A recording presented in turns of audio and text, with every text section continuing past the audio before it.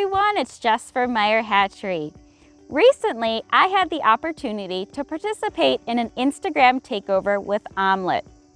During that time, we got to answer some really great poultry keeping questions. I thought this would be a good opportunity to put all of our questions together and share the answers with all of you. Let's get started. Our first question was, what is the proper roosting bar size for chickens? You want your roosting bar to be about 3 to 4 inches in width.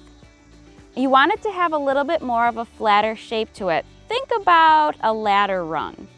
You want your chickens to be able to roost on that bar, and if you live somewhere that's really cold, you want to make sure they can cover their feet with their entire bodies safely and easily. This is going to help prevent frostbite. On the roosting bars, you want to allow at least 8 inches of space per chicken on the roosting bar. Another question we received is, what is your favorite chicken breed for beginners? I highly suggest the Buff Orpingtons. They've been compared to the golden retriever of the chicken world. They're very friendly, really hardy, and they're excellent egg layers. We received a question on how to save money on your feed bill. I highly suggest checking with your local feed store and seeing if they offer any feed in bulk. You can also feed your chickens kitchen scraps. I like to keep a big silver bowl in the kitchen and I add my scraps into there.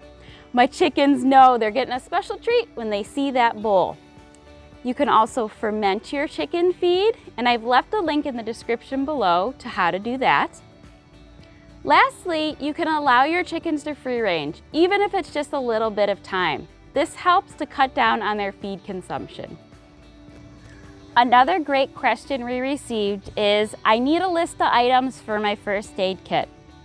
In your first aid kit, I suggest adding gauze, some old towels, some gloves, some VetRx, some supplements for your poultry, and the Chicken Health Handbook. For a complete list of all the items to add to your first aid kit, I've left a link in the description below to our podcast all about your first aid kit.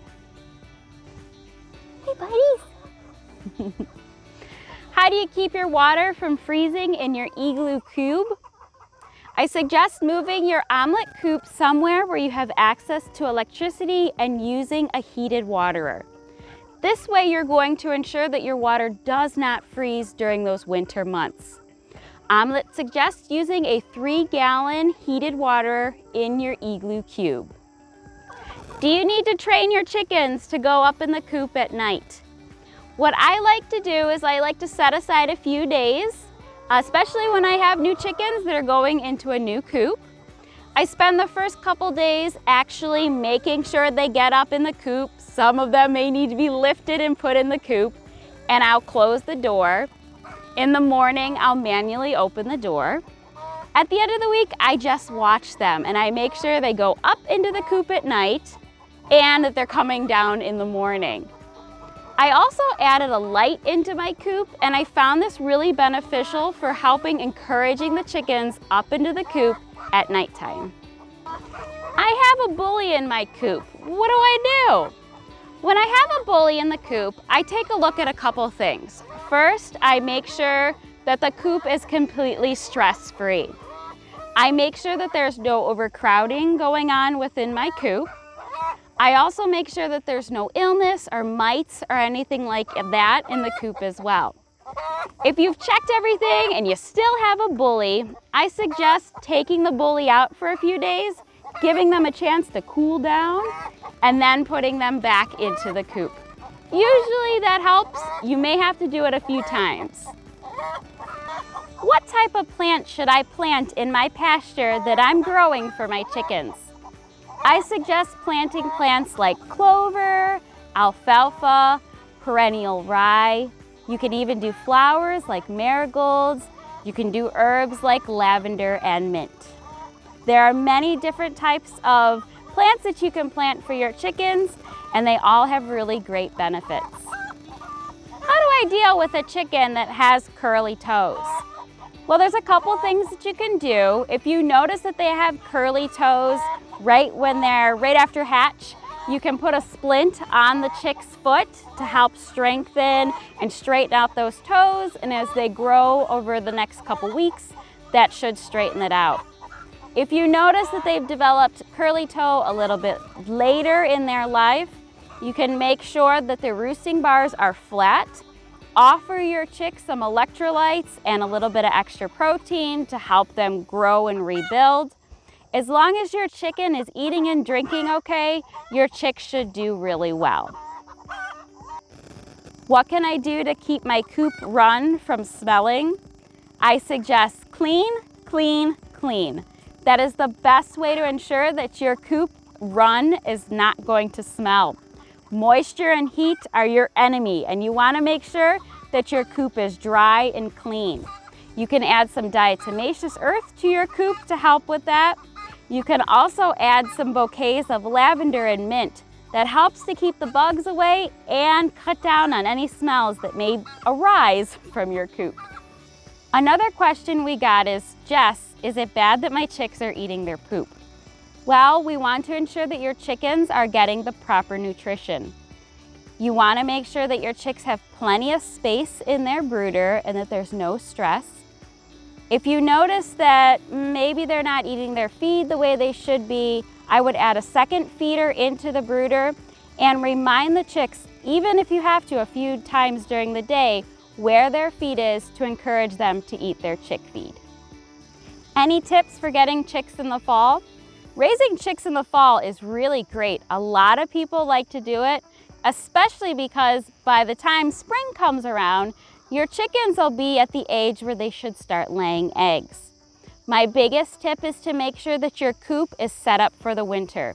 You want proper ventilation, proper insulation, and you want to make sure that your young birds are protected from the elements outside. I'm still waiting for my coop. Can I leave my 2 to 3 month old chicks in the brooder still? You can absolutely do this. I would just make sure that your brooder is big enough for your chicks. You also want to make sure to watch the top of the brooder. As they get a little bit older, they turn into escape artists. I have some chickens that are sleeping in the run. What do?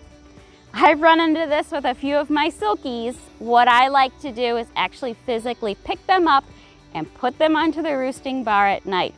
I found by doing this a couple times, a couple nights in a row, they get the idea of where their area is to sleep. How long do you suggest the look but don't touch method when integrating new chickens? I suggest about 10 to 14 days. I found that that amount of time allows the chickens to see each other, get used to each other before we do the integration. When I do integrate my old flock with my new flock, I like to make sure on the day that I do it, I put a lot of extra treats out. This helps to distract when adding in your new friends. Are Easter eggers really friendly? Yeah, they are. I really enjoy the Easter eggers. They're really fun breeds. They have lots of personality, really exciting colored feathers, and great colored eggs to match. Do you suggest adding supplements or electrolytes even though your flock is free range? I do suggest adding those supplements and the electrolytes. It just helps to ensure that you have the healthiest flock possible. What's my favorite supplement for calcium?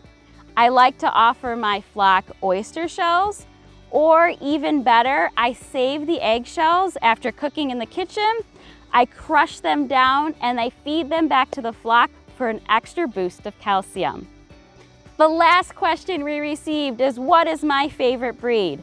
My absolute most favorite breed is the Silkies. About 3/4 of my flock are Silkies. I love their personality, their feathers, and their excellent mothering skills. Thank you so much for joining us as we went through all those great questions.